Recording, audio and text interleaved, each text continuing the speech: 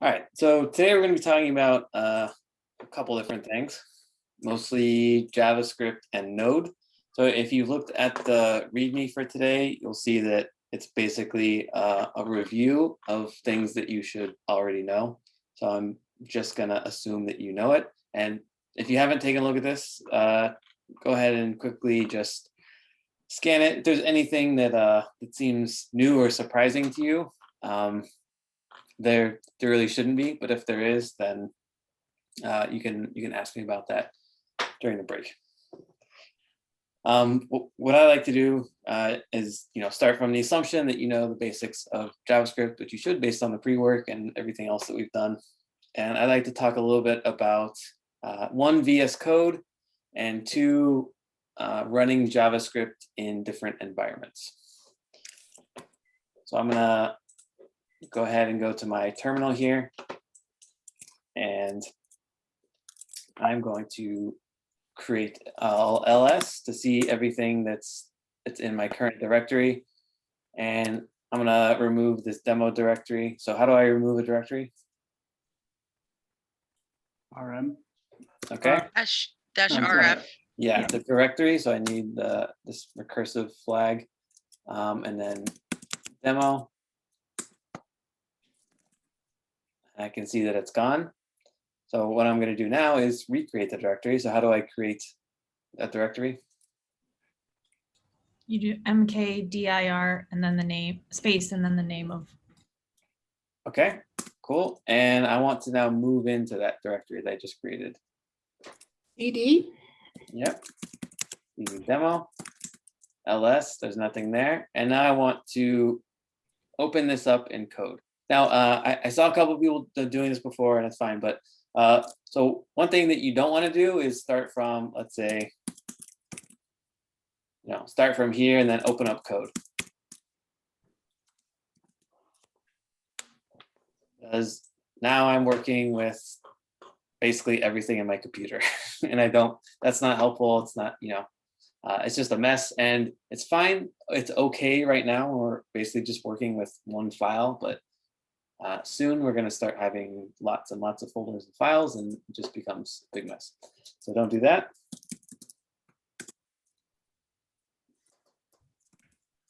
So I'm back here now. So here's specifically where I want to be.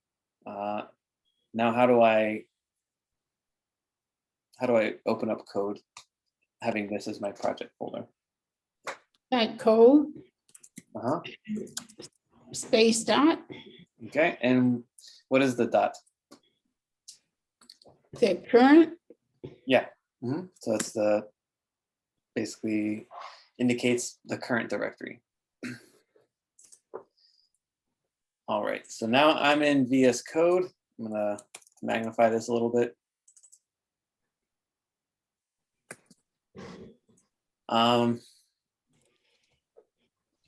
So how do I open up a terminal? Up in the top, it says terminal. Okay, I can do this and go into new terminal. I can also do the shortcut, which is Control tilde. Okay, so I have a terminal here, and I would like to create a JavaScript file. Touch and then the name of the file. Okay. And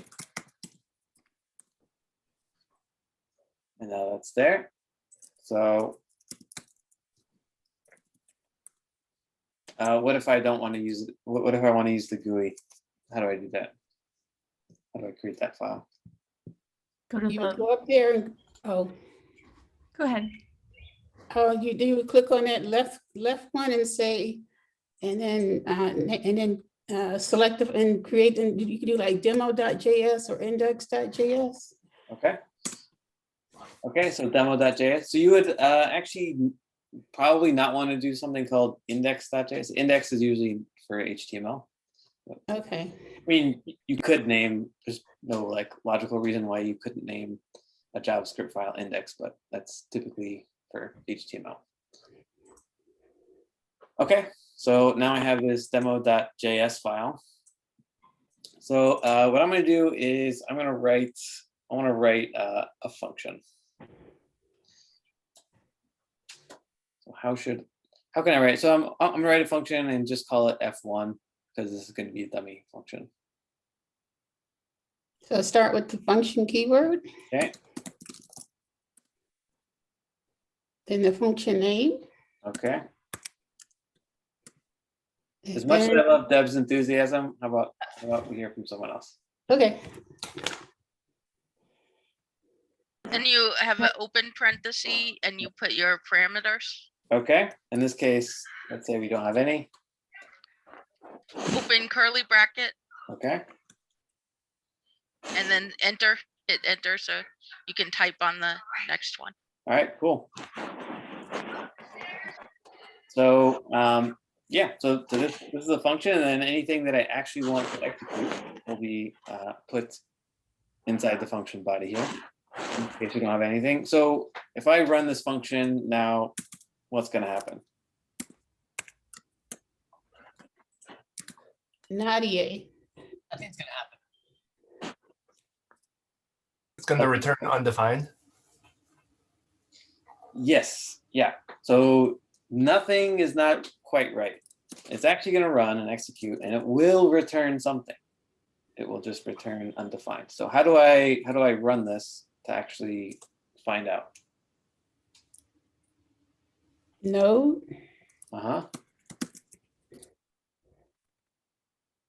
And then the name of the file. Okay. So that ran. So you know, it kind of looks like nothing happened, but if I were to, let's say, console log this, what am I going to see? Undefined. Yeah. So I get undefined here. This function returns undefined. We didn't tell it to return anything. So if we don't explicitly tell it to return something, it will return undefined. So that's why we can console log undefined there. Okay, so we have one function. Let's write another function. So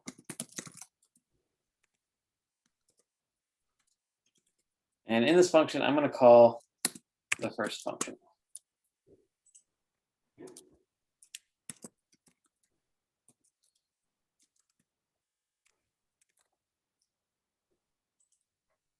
All right, and instead of calling F1, I'm going to call F2. So what's going to happen now? It'll return undefined. Okay. Like function 2 will return undefined. Function 1 will return 1, 2, 3. Function 2 will return undefined because it's not returning the result of function 1. Right. Very good. So yeah, so this function will actually execute, and this function will return 1, 2, 3, but it's just gonna disappear. And then this function will return undefined. If we wanted function 2, so let's just, let's test it.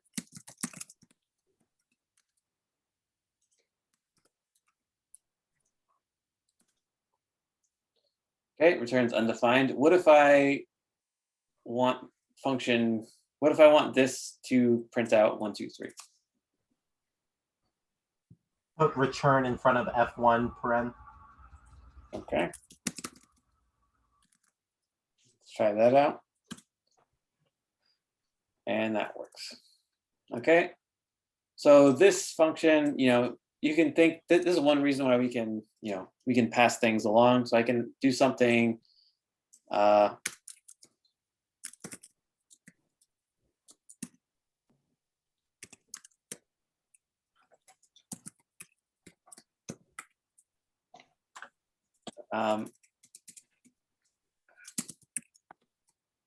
do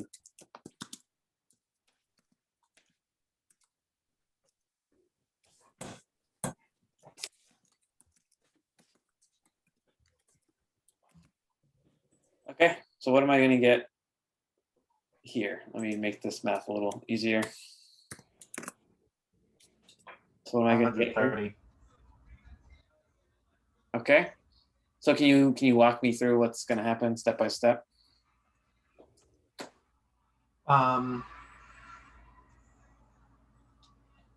Let x equals f2 calls f2, which calls f1. F1 returns 123. F2 will then return 123.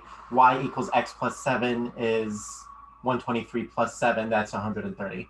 And then console.log y will print to the console 130. Let's try that. Okay, good. What if I do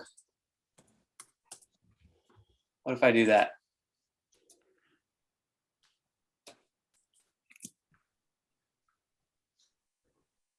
Then it won't run the function. It'll just be x is equal to the string of f2. Or I guess it won't be a string, right? Because it's not in quotes. Yeah, okay. So I think we're onto something here. I believe that's the function itself, not the result of the call of the function now. So I think it would, like the y plus x, or y equals x plus 7 is going to be, it's going to throw some sort of error, but I don't know what, because you're adding a function to a number. Yeah. So this becomes nonsense. But so x, the first thing that happens is x will actually be the function, right? Not the return value of the function. It will be the actual function itself. And then the function plus 7, I don't remember. We'll probably get NaN, or maybe you'll just throw an error, or maybe it will print out whatever the function looks like with a 7 at the end of it for some It reason. literally added 7 to it. That's great. So that's JavaScript for you. Actually, I'm curious. I wonder what will happen in the browser. Let me try. We'll look at this in a second. Running JavaScript in the browser. It does the same thing.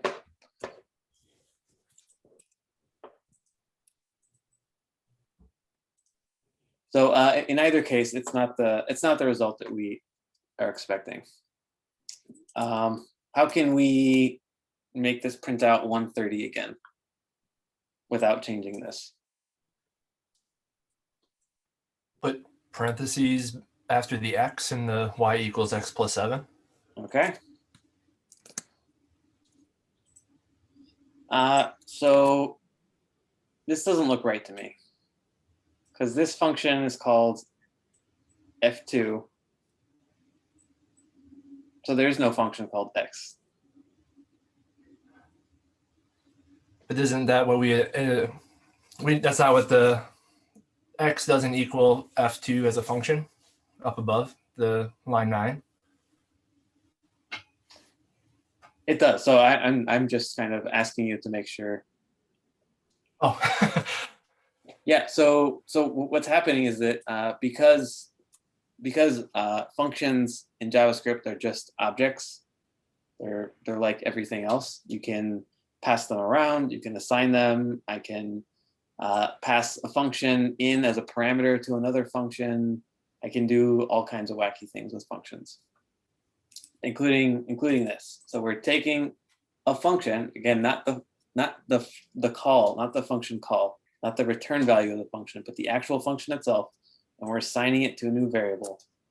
And we're then calling that function. It's the same function, but now it has a different name. So we're calling it, so that should give us the same results, 130. Okay. So let's just, nothing too spectacular, but I want to show you guys, has anyone used the debugger? Yeah, I've used it a bit. Okay. So we'll just, I'm just going to show you, very basic kind of how to use the debugger in VS Code. So I'm going to call F2 again. And a couple things to keep in mind. So the debugger over here, you might not have quite the same. You should have these basic things. You might not have all of them. That's fine. But here is the debugger. So we can go ahead and press this, but it might not do anything. So I'll just go ahead and try it out, and then we'll go to run and debug. There's some other options, but we don't need to worry about those right now. Go to run and debug, and we get to choose what environment we're in. So we'll talk about environments in a second, but it has a Chrome environment kind of built in, or a Node environment. Also an Edge. This is a Microsoft product. I'm surprised it's listed first. But, so I'll choose Node. And kind of nothing happened, basically, or it looks like nothing happened. So the reason it looks like nothing happened is because you need to include a breakpoint. So over here in the gutter, so we have our file here, then we have these line numbers, and to the left of the line numbers we have a gutter. And if you click on a line, you'll get a little red dot, which is a breakpoint. And that's basically where the debugger is going to start working. So here we're executing this function. So we'll put our breakpoint right here, and we'll go run and debug again. And then I'll choose Node. And right here, so my code has started running, and then it just stops. Right? So it's not going to just like execute completely and then stop as it normally does. It's kind of like catching it right here in the middle of the execution, wherever we tell it to stop. All right.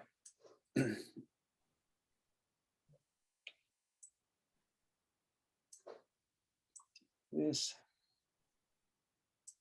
All right, so here we are, and just to orient ourselves a little bit, there are a whole bunch of variables that we're not so concerned about right now.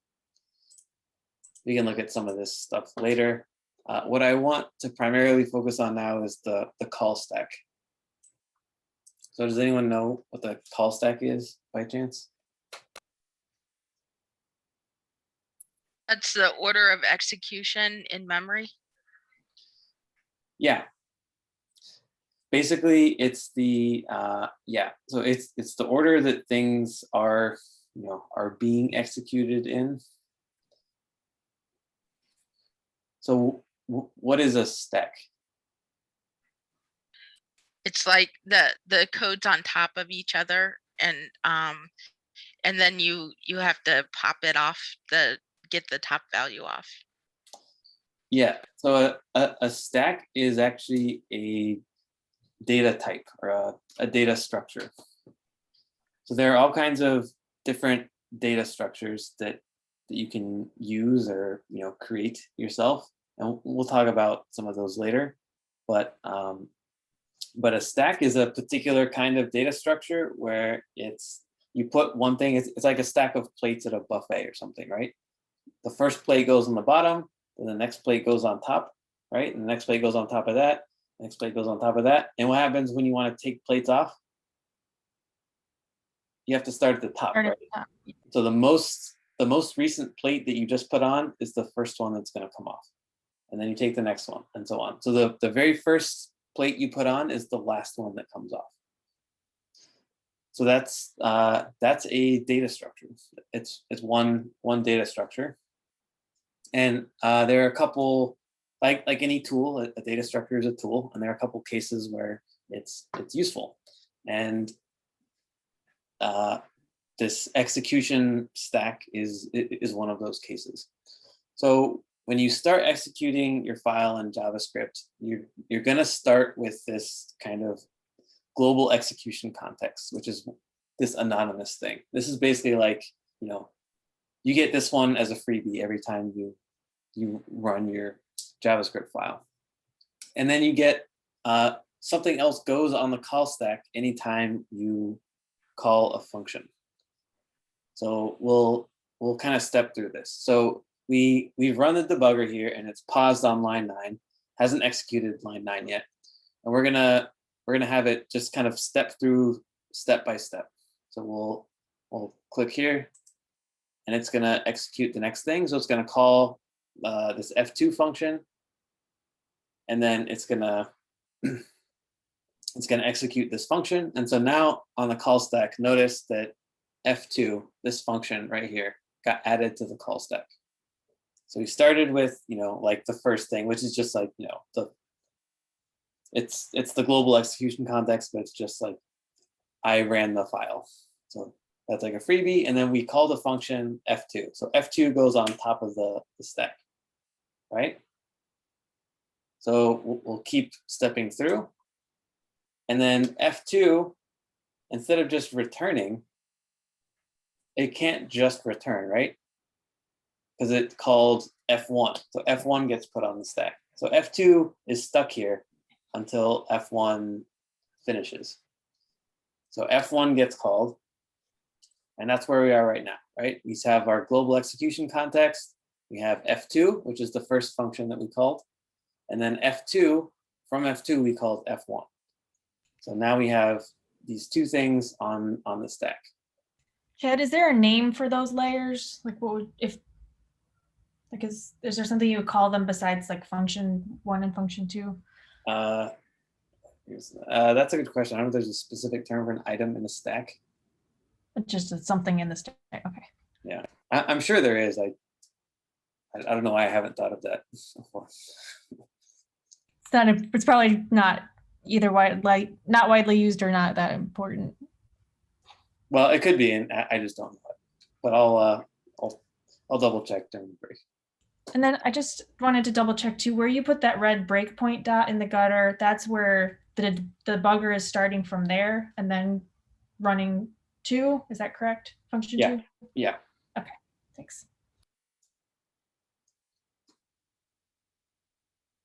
So here we are now. So we've executed this function call, so it runs F2. F2 calls F1. So now we're here, and F1, we're in the body of F1, and we're about to return from F1. So when we click again, maybe one more time, F1 will return, and then it gets popped off the stack, right? That's the term it's used. You pop. When you take something off the top of the stack, it's popping. So we have the stack, it's our global execution context, then F1, then F2, and then F2 calls F1. F1 returns, so it gets taken off the stack because it's done executing. So that leaves F2. So if we keep going, so now this actually has a return value, right? So F2 actually has a return value. We keep going, and then F2 gets popped off the stack, right? So now F2 has returned completely, right? It was dependent on the execution of F1. Once that resolves, then F2 can be popped off the stack. And then we're done. So yeah, just to let you know that there is a debugger and it can be helpful as you're stepping through things. And the way that JavaScript and I think any programming language will work is that there'll be an execution, like a stack, and things will get added and removed as they in the proper order. Quick question. Can you see the value, like when it returns 1, 2, 3 of F1? Yeah, you should be able to.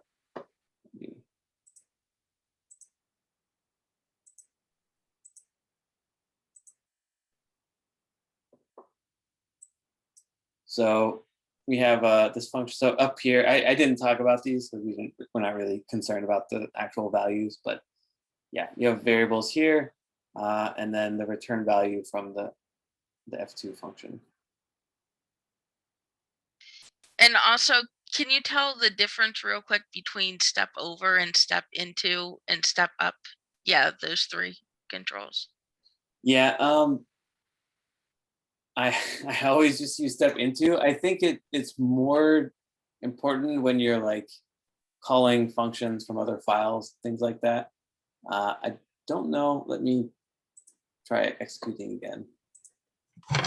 Might not make a difference here.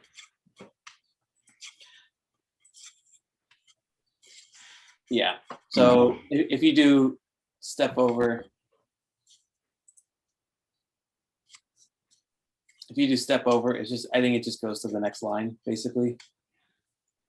Yeah, I think Yeah. when I use it in C#, it's like if I want to step into a method that I want to see the details of, like say, you know, there's a bunch of methods in a row or functions in a row.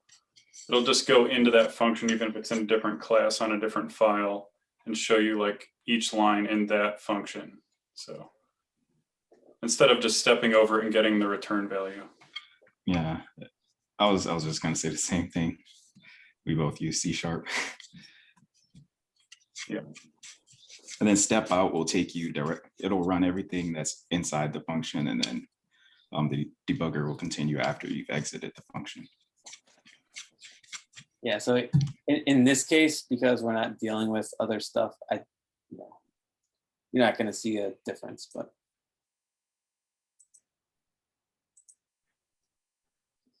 We'll also look at, there are command line in Python. When we get to Python next week, there's a command line debugger that can be handy. So as you're executing code, you can kind of pause it and take a look around at different variables and values and stuff.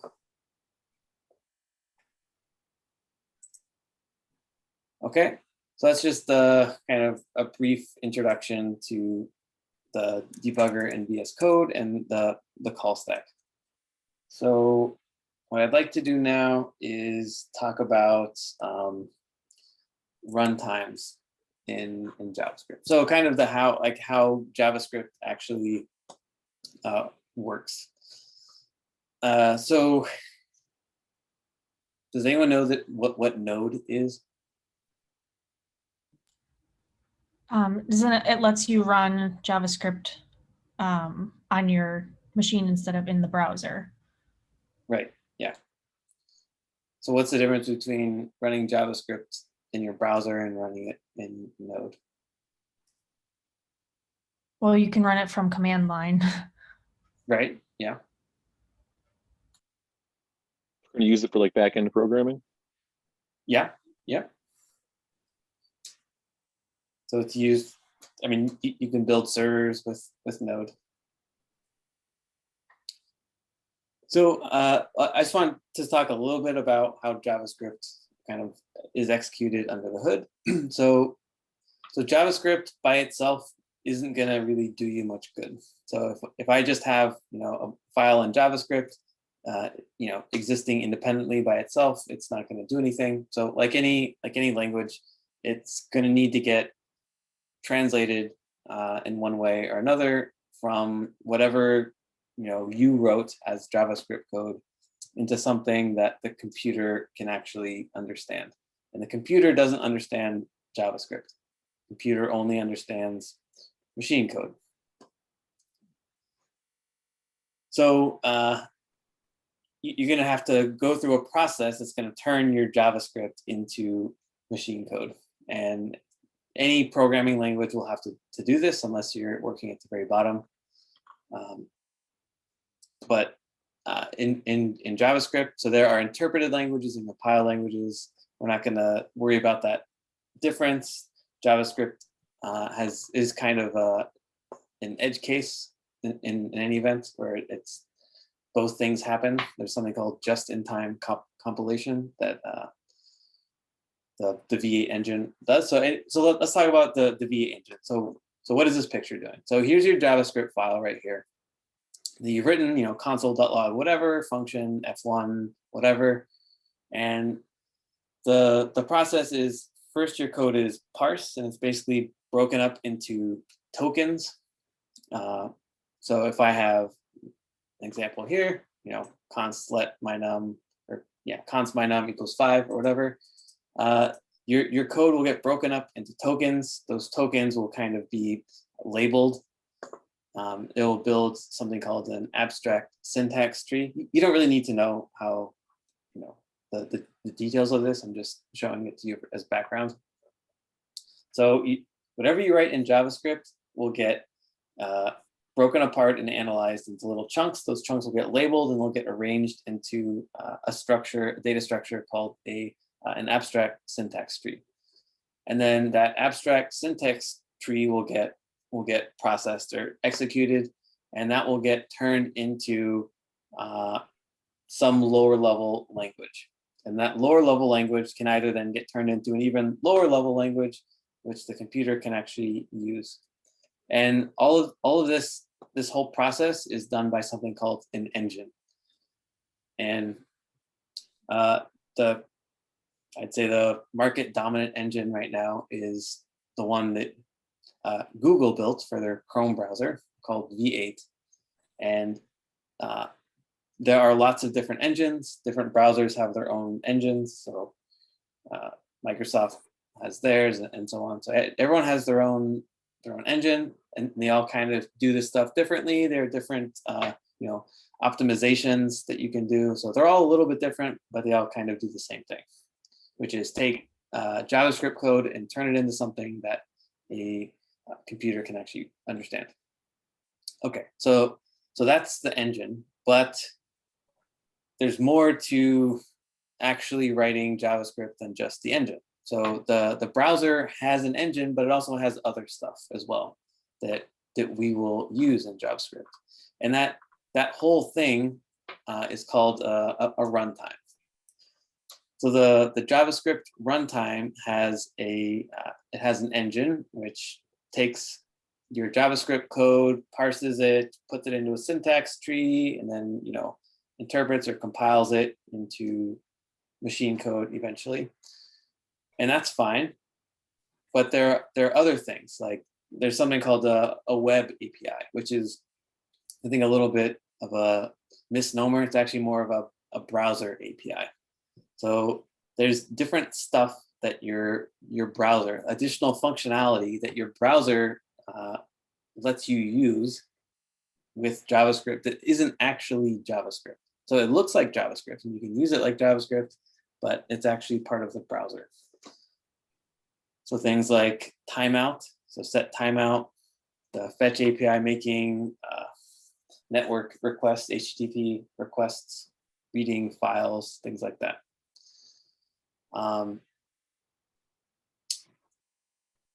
So let me say a word about how JavaScript is executed. So if you're coming from other languages, like C#, for example, or Python, if you have a server, what you typically do is anytime you get a request, you create a thread. So if I have one server, I don't want to just only be able to do one thing, right? So I have a server, I can only handle one request at a time. That's not very good. That means your traffic will never. There's a pretty hard limit to what kind of traffic you can receive. So you handle that by, you can do multiple things at the same time. You create a thread, which is like a little sub process, like a little clone of your server. JavaScript doesn't do that. There's only one thread, so you can't create multiple threads. So how do you handle doing lots of things at the same time? Well, in JavaScript, and the JavaScript runtime handles it by passing things off and using this thing called an event loop. And you can think of the event loop as basically an infinite while loop that just runs and always checks if anything is in this queue. So what happens when you run your JavaScript is that you run your JavaScript, and if you do any, like, let's say I make a request to another server for a picture or some JSON or whatever, instead of freezing everything, stopping everything right on the JavaScript, I'm going to make that request. So here I am in my code. I'm going to stop right here, and I'm going to wait for the response, and then once I get my response, then I'm going to keep moving. So you don't want to do that in JavaScript, because the whole, I mean, imagine if you went to like, your Twitter feed and everything stopped until everything else was loaded. You wouldn't be able, it would be unusable, right? So you want to be able to kind of do things in these little chunks. So I make a request, and then I want to be able to keep keep moving, right? So I tell, hey, I want so and so's news feed, and then but I'm just going to make the request and I'm going to come right back so that people can interact with the page and scroll and click on buttons and do everything else. So preserving that that user experience requires preserving that without threading requires use of the event loop. So when I do make a third-party request, for example, I basically pass off that work to this web API or the browser API. So the browser will actually do that work, and then once that work is done, you'll almost always give these things a callback. So once it's done, that thing will go into the callback queue, right? Which is basically just like a stack, right? So we saw the stack, so we execute things, we put things on a stack, and then when they're, when it's ready, they get popped off. It's the same thing here. It goes, when it's ready, it goes on the callback queue. And this event loop is constantly chugging along. And as soon as there's an opportunity in my JavaScript code, as soon as there's a break, then this event loop can say, hey, looks like you're not doing anything right now. Let me check my callback queue and see if anything's in there. If there is, then this callback queue can get executed by my main JavaScript code. So it's this constant process of my JavaScript is executing. I pass off calls to the web API. When those calls return, they go into the callback queue. The event loop is constantly checking the callback queue and just looking for opportunities to run those callback functions. So that's the basic kind of overview of how JavaScript works and why you're actually able to do things on your browser, even though JavaScript is single-threaded. And this kind of structure will be important when we start dealing with things like promises. So the fetch API uses promises, and you can make your own promises and things like that. So we haven't talked about promises yet, but in order to actually understand how promises are working, you need to understand this model. All right. So that's kind of enough. To some extent, maybe this is, it's a little bit theoretical, so you don't really need to know the details, but just so you know, I just want to give you that background of how things are actually working. So, so we have runtime environments. So a browser would be, so like my Chrome browser that you're looking at right now, that's a runtime environment. Node is another runtime environment. And a lot of these APIs that we get, this additional functionality that we can use that comes from the browser, there might be some differences between Node and the browser. So Node is its own thing. It's very similar, but it has its own kind of use cases, which and sometimes are different from the browser's use case. So let's look at some examples of how that might be different.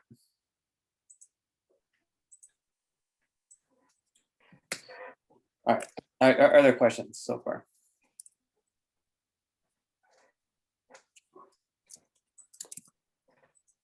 All right, so I'm going to do two things. I'm going to basically run some JavaScript in the browser, and then I'm going to run some JavaScript with Node. So in order to run it in a browser, I'm just going to real quickly create an index.html.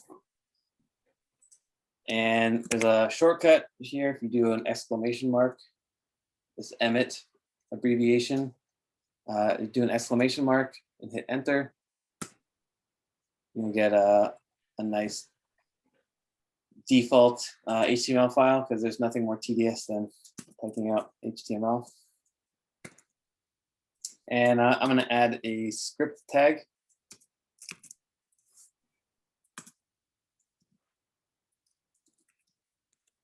And I'm going to tell it which file to use here. So I haven't written this file yet, but so I've I have my HTML document and I'm saying, hey, use this script in the HTML. So now I'm going to create this app.js. This will be my JavaScript file. And just to confirm that's working, I will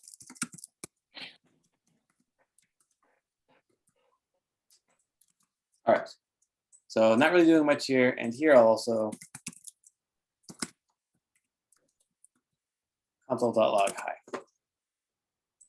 All right, so I'll go to my terminal. And if I want to run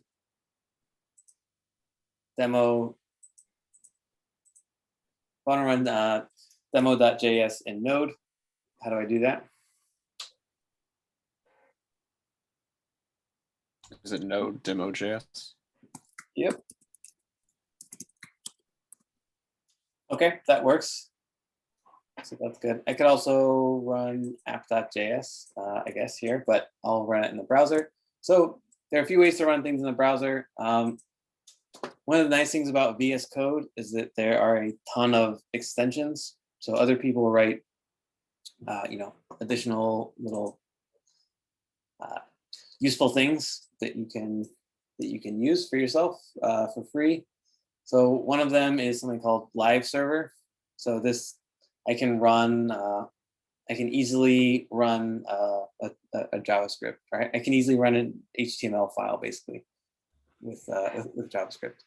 So I'm going to go here to the index.html and open with Live Server. So you'll, in order to use that, you'll have to install it. So in order to install a new extension, you go over here to the extensions icon, click on that, and then you can search for something like that. So Live Server.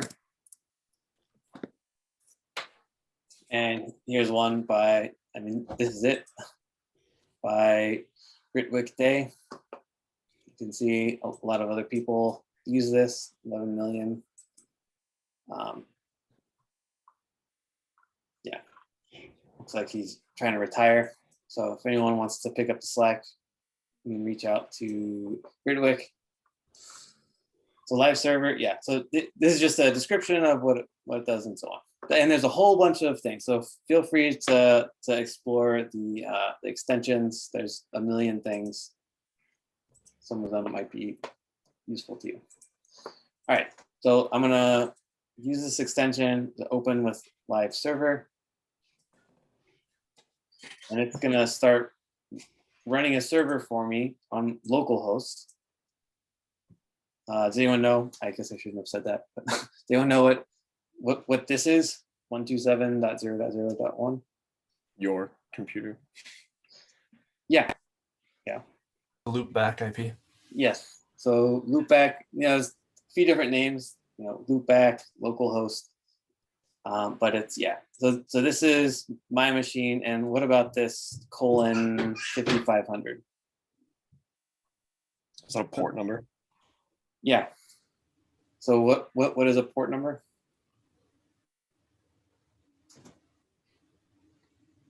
One of like 65,000 plus. So like HTTPS is 443, HTTP is 80. Yeah. So there are default ports, like you can run HTTP on any port. We're actually running HTTP on 5500. But yeah, there are kind of standard defaults for ports. So if you're on port 443, you can be quite sure that you have an HTTPS connection.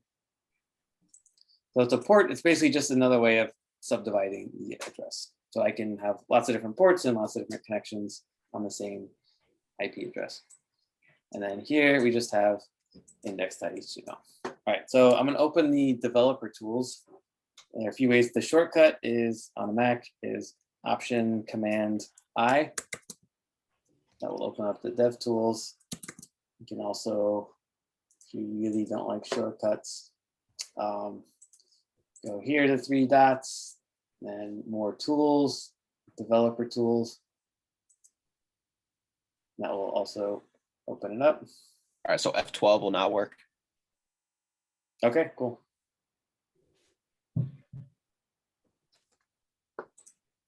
So here we have hi.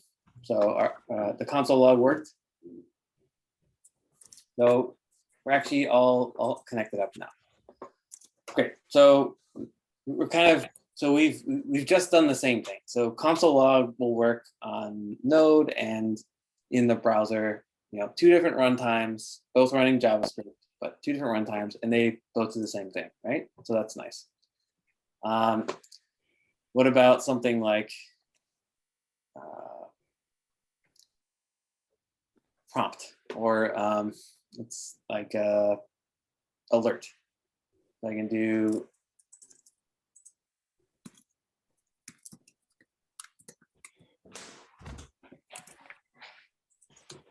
okay. Let me refresh this, and now we get an alert. I'm giving myself a pop-up. And if I go to demo, so now let's do, I'll run this with Node. Okay, so that doesn't work. It's still JavaScript, I guess. It's supposed to be JavaScript, looks like JavaScript, but maybe not really. So this is using the browser API. So alert, Node doesn't have alert because, again, Node is built to do slightly different things. So if you're on a server, you don't need to alert. So it just doesn't, it's not like a, Node could add this functionality, but it just doesn't make sense. But what if you really wanted to run a Node application and do alert or prompt? So we have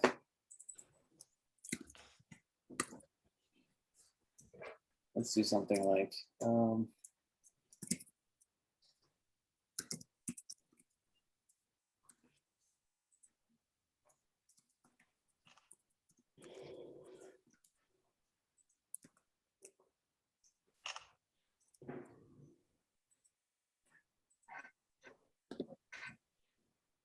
okay, so now instead of getting things, now I can actually enter something.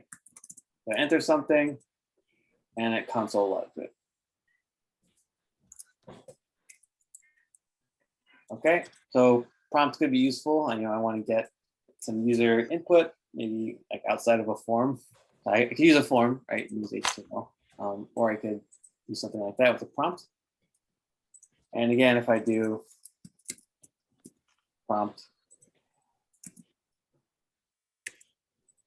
and try to run this, I'm going to get the same error. Reference error, prompt is not. So Node doesn't have prompt. So Node doesn't know what the hell you're talking about when you tell it to run prompt. So we can't use prompt on Node. So again, Node and the browser both run JavaScript. They're both kind of the same, but they're also a little bit different. I wouldn't focus on the differences. I'm just pointing them out to you. There are some cases when that would be important. However, all is not necessarily lost because people are always writing their own packages, just like VS Code. We have all these extensions that very nice people write and make available to everyone else. And the same is true in JavaScript, right, for Node. So there's something called, let me stop running this.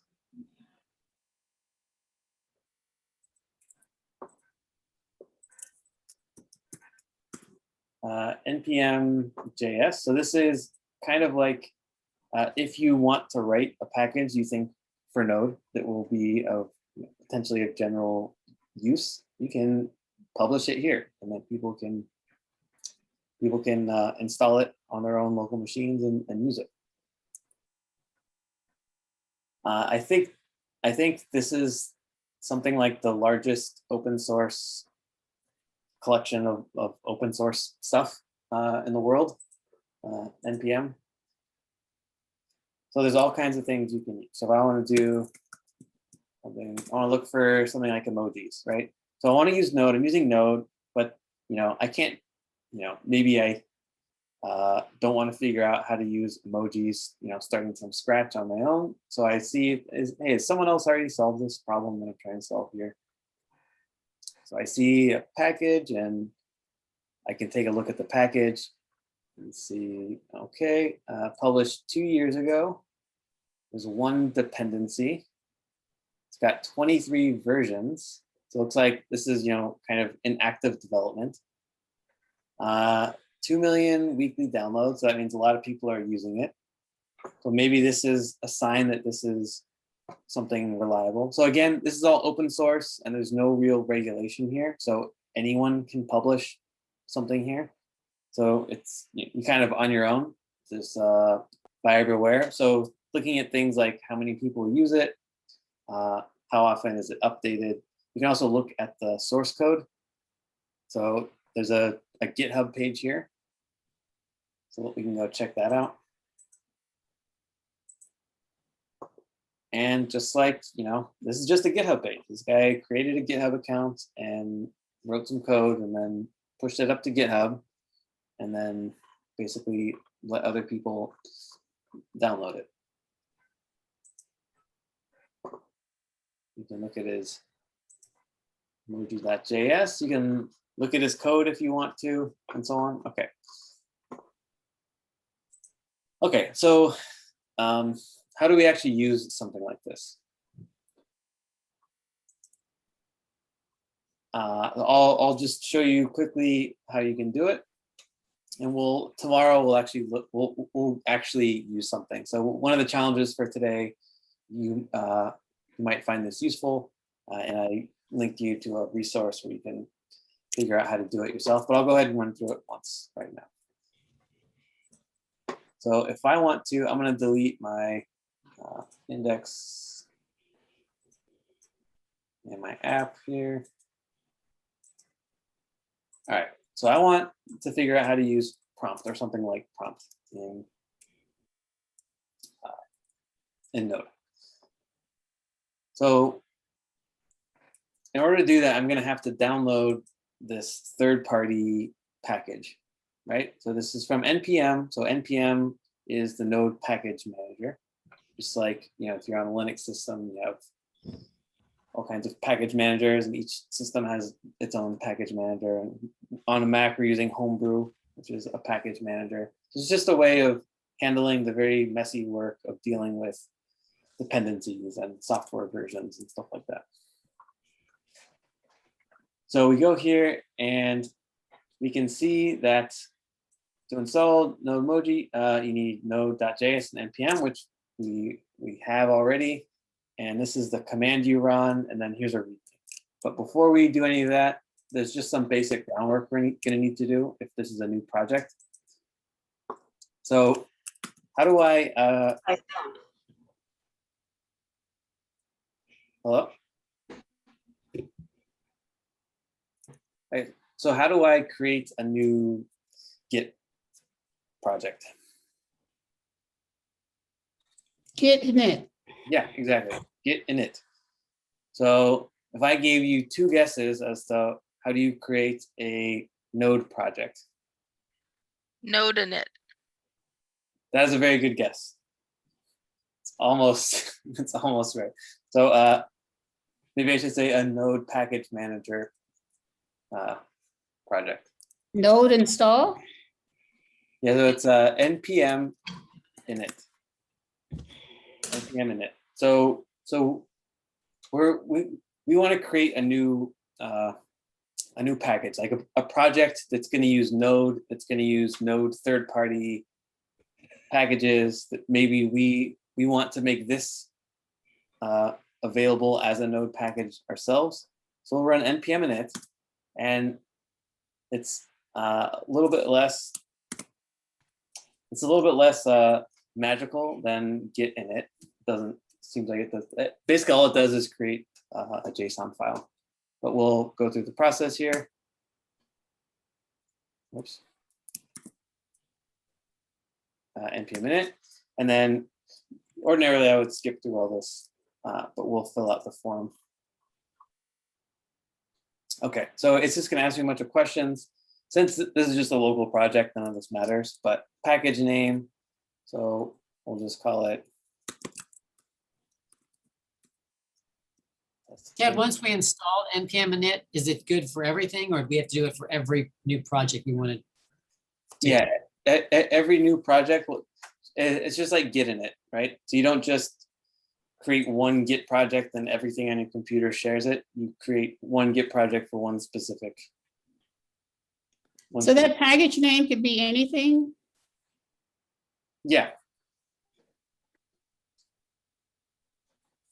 If you wanted to publish this package to NPM, it would have to be unique on NPM.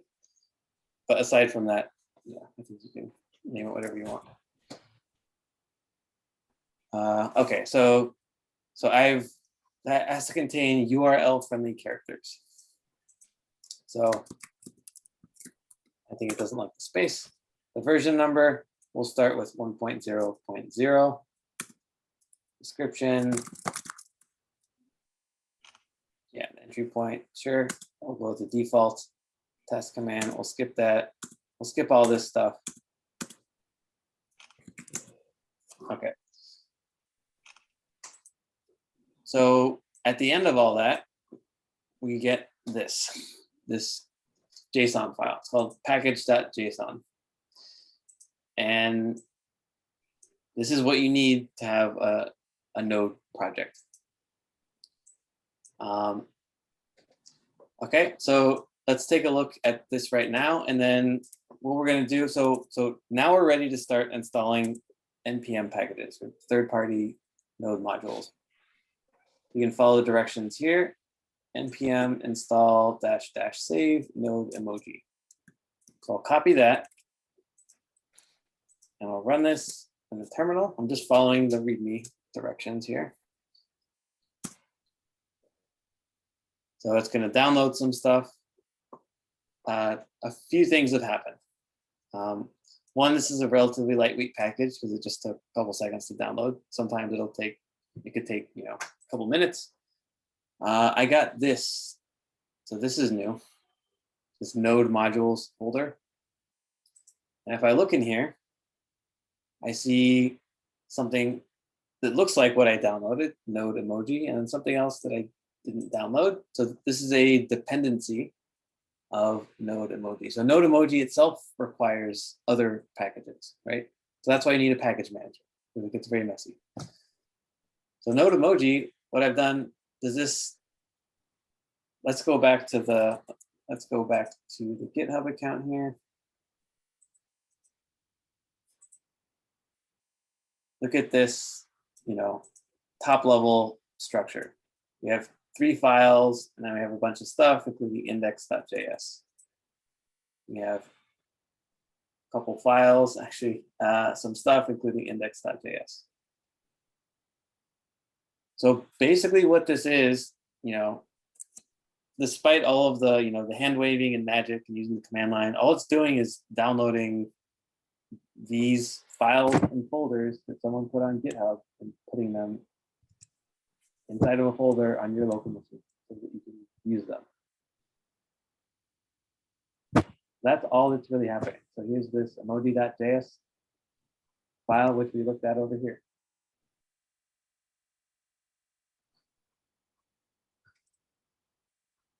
So it's as though we wrote this JavaScript ourselves, basically, as far as our computers. So can you repeat what you copied and pasted into the terminal again? What was that you copied and pasted in the terminal again? I just followed the directions for installing. I went to the README and I think you hit your microphone. It's hard to hear you. Oh, sorry. I should be wearing this. I forgot. So you copied and pasted what was in the okay. What was it you Sorry, copied? is that and pasted better? in the terminal? Much. Okay, sorry about that, guys. So please remind me if I am not wearing headphones when I'm Well, talking. you sounded great till, it sounded like you hit the microphone or something, but you sounded great up until like 2 minutes ago. Okay, Sorry. In any event, it also makes the key clacking less obnoxious when you're watching the videos later. So if you notice me, 1, not recording, 2, not wearing headphones, please say something. Okay, yeah, so this person, whoever made this, also made a README, which is like, documentation. Right. Which is very nice. And the standard command will be npm install and then whatever the package name is. I just copied this. You don't have to worry about the -- save flag. It actually doesn't really matter, but npm install and then the name of the package. And that code that's up in the right-hand corner under install would do the same thing. Is I just a shortened form of install? Yeah.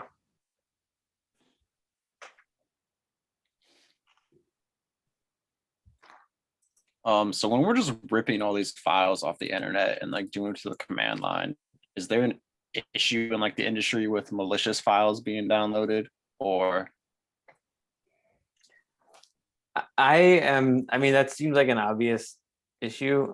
I haven't really heard of malicious packages. There's definitely, packages that are, let's say, not up to date security wise. And so you don't want to use them in your project because it can create holes for other people to exploit. But I haven't necessarily heard of someone, putting out a malicious package. Okay. And then I'm sure it could happen. I'm not. I'll do one subtle side comment real quick. The website that Chad is on right now, the npmjs.com. Majority of the time, you can trust this. That's where you npm install from. It's getting it from there, and usually those are hosted open source on GitHub somewhere as well. So they usually have a homepage link to the GitHub repo. That's not to say that you should trust every single person's GitHub repo, because somebody could technically host a GitHub repo that has malicious code in it. The way you generally protect yourself is to never sudo Python or never sudo pip install something or sudo Python run a script, because sudo gives ultimate admin super user privileges. And so if that script has malicious code, it can execute it as the super admin. It can do anything it wants. It could delete your entire and every folder on your computer, every system file on your computer. So you don't ever run sudo. You try to avoid running sudo when you're running Python. But a recent case, because you brought that up, a recent case that recently just happened, PHP, someone managed to get the credentials to the PHP repository and did a commit on GitHub where it said like fixed a typo, but they really injected malicious code. So every person who pulled PHP after that point ended up getting malicious core PHP code. So that was on hacker.net news, basically. It was bad. So they fixed it, but yeah, that's the only time. It's like if an exploit, someone's credentials get exploited for authentication for GitHub, yeah, someone could potentially just inject malicious code, like some hacker can inject malicious code into a source code base, and then whoever pulls that code that day is just going to get screwed. So yeah, you have to be very careful with your permissions on your computer. Don't trust every source code base, but you can pretty much trust like npm.js or PyPy, which is where pip installs things from. But yeah, in general, you are just using somebody else's code, and you shouldn't always trust that everything in there is good unless it's like heavily community used. Like there's 500,000 downloads and a lot of people are using it. There's a good chance you can trust most of it. If it's like version 0.1 and it has 10 downloads, maybe don't put full trust into everything that's happening to that thing. It's just kind of like use your best judgment. Like Django, you can probably trust. General Python, and as a developer, always keep your eyes open for exploits. Like try to stay in the knowing about your language that you're working in. So JavaScript and Python, just if there's a new exploit out, like really bad core to the language, just be aware of it, so you don't do something to your own or a production system or something. But you don't have those worries yet. You're not gonna go into like a field where you're not going to be entry level and managing the entire structure or the infrastructure of the security needs of that company. Somebody else has that job. You're just going to be, they're going to tell you whether you can install that thing or not, most of the time. So don't be too concerned as far as that goes. Sorry, that was a lot. I was just kind of like jumping around there, but No, thanks. Anyway. That was useful. I appreciate it. Yeah, that PHP thing is pretty. So that's an example of, I think, a lot of how a lot of hacking actually works, where it's not just like a pure technical coding exploit. It's someone probably did something stupid with their credentials or password, and yeah. Cool. So yeah, it's always good to pay attention, but I wouldn't. Yeah, in terms of like, is this emoji stuff gonna start pulling stuff off my computer? Probably not. Maybe. I haven't read the source code, so if you're actually using this in a professional project, you would want to look at the source code. But I'm not going to do that because I'm living dangerously. So I've got node modules here, and I've got my prompt. Okay, so it's now installed, and if I look at my package.json, I can see that I have this new entry here.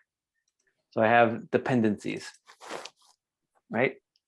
So this node emoji also has dependencies. So I look at node emojis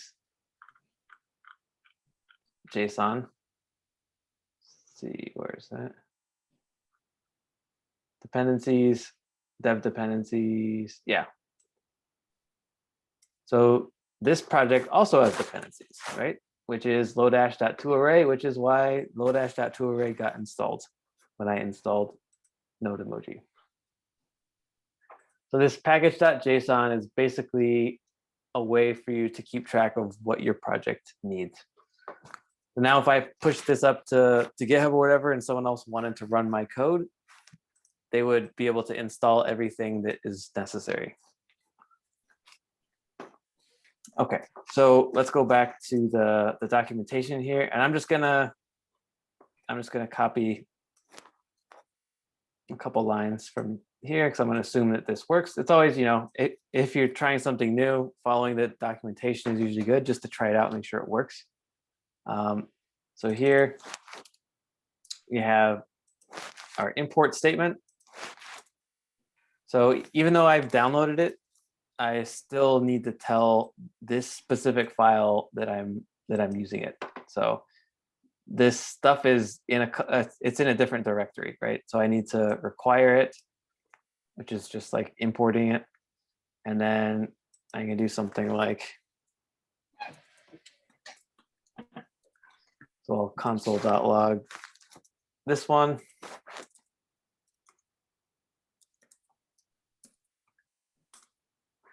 And this may not be visible. Let me do, I think there's a .random I saw.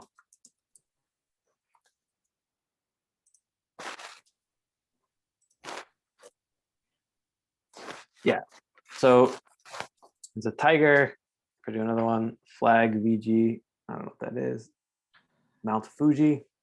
Anyway, so now I'm using this, right? So I didn't have to figure out, I have to code all this stuff. It's just someone solved this problem that I wanted solved, and now I can simply download their code and use it as though, I had written it myself. So Chad, where's the import statement at? Right here, this first line. Can you guys see that? Okay. There's a couple ways to do imports depending on what you're doing, but this is one way. And that line of code was in the README of the node emoji. Yes. But it sounds like that's pretty standard. Yeah. So if I actually wanted to use this, I would again, there's kind of like API documentation. Oh, here's the functions that it has, and here are descriptions, and like any documentation, some of it's going to be pretty good, some of it's going to be pretty bad, sometimes it's going to be non-existent, but that's how it is. So figuring out how to use someone else's code is also part of the game. All right. Oh, I also wanted, I know it's a little, so I skipped one thing that's kind of cool. So that's basically what I wanted to say about node packages, third-party packages, and so on. I also wanted to show you guys this thing, JSV9000.app. So this is a way of visualizing kind of what we just did here. So the whole runtime. I'll clear this.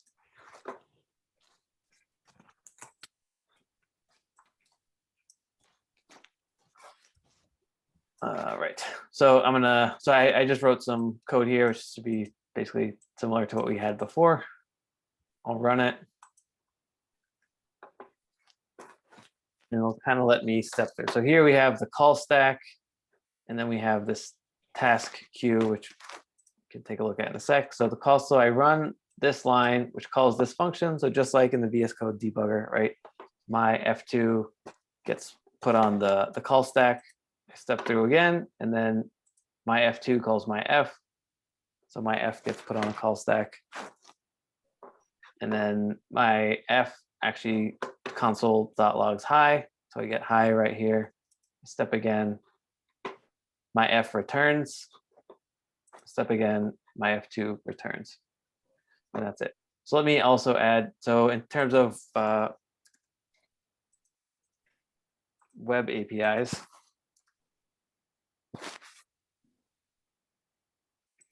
so set timeout is a web API or web browser API. So it'll get handled a little differently. So JavaScript isn't really going to run this directly. It's going to pass it off.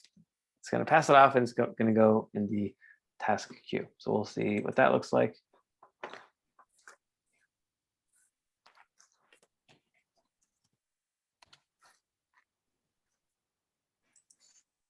So my F2, my F, and then this. So this is an anonymous function because this is an anonymous function. I could have given this a name, but I didn't. So this is an anonymous function, and now it's in the queue. After waiting for 1,000 milliseconds, then this gets console logged. Things get popped off the stack. And then after the time, the task queue, so this event loop is constantly running, right? So it's checking for things that are in the task queue and checking to make sure that that your JavaScript code is, not currently running. And then it puts it on the call stack once those conditions are met, and then that logs hi, and then we're all done. So if you want to play around with this, I think it's kind of a cool thing. Chad, would it be fair to say that like functions are put into the call stack, and then things that happen inside of functions go in the task queue? No. So this task queue is part of the web API. So set timeout is not, it's kind of like prompt or something like that, where it kind of looks like JavaScript, but it's actually part of the web API. So it's the browser that's doing this, and this is a callback function that I'm passing it. So my JavaScript is actually executing this callback function. So what I'm saying is, so when I do set timeout here, what I'm saying is, hey, web browser API, here's some stuff. Call this function after 1,000 milliseconds. So the web browser does its thing, and it passes off this callback, puts this callback function in the task queue. The event loop is constantly checking that And once there's an opportunity, then it passes it off and runs it. So again, I wouldn't, you don't need to memorize all the details or anything like that. This is for exposure and context. All right, stop sharing.